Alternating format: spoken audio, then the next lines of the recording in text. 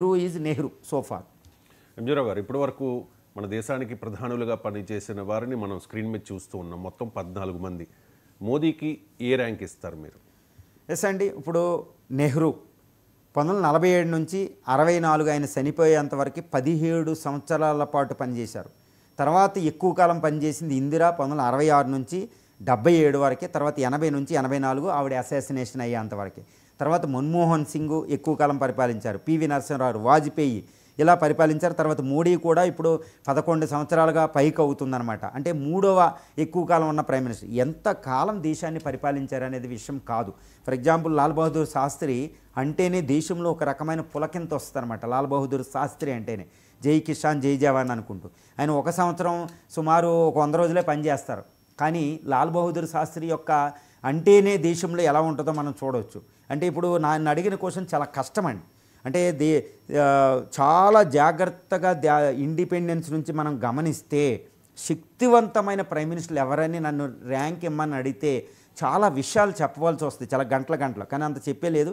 నేను క్లుప్తంగా చెప్తాను. ఎవరికి ర్యాంకులు ఇస్తారంటే as for as my knowledge is concern, ఏ ప్రామాణికంగా ర్యాంకులు ఇవ్వాలనేది ఫస్ట్ చూడాలి. ప్రామాణికత అనేది ఇంపార్టెంట్.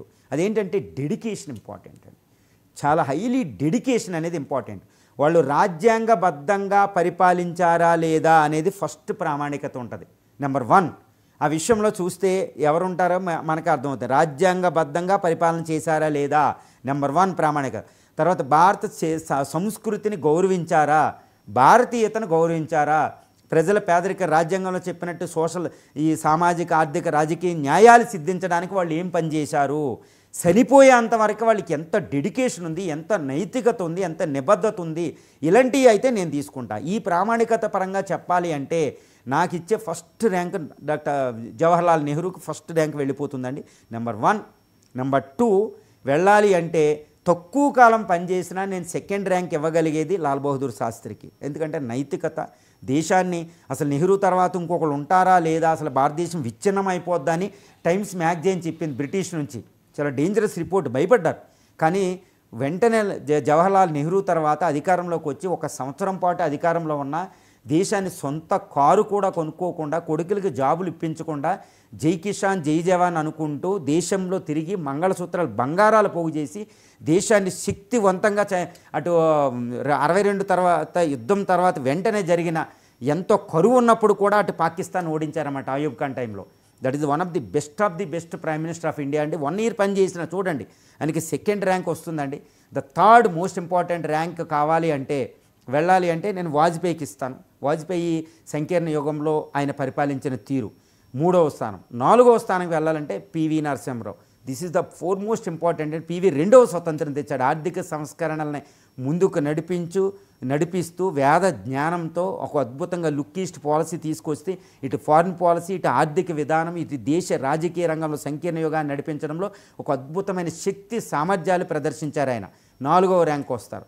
తర్వాత స్థానం వస్తే మోడీ వస్తారు. ఇప్పుడు ఇంకా ఆయన పని చేస్తున్నారు కాబట్టి నేను ర్యాంకల్లో ఆయన ఇన్వాల్వ్ చేయను.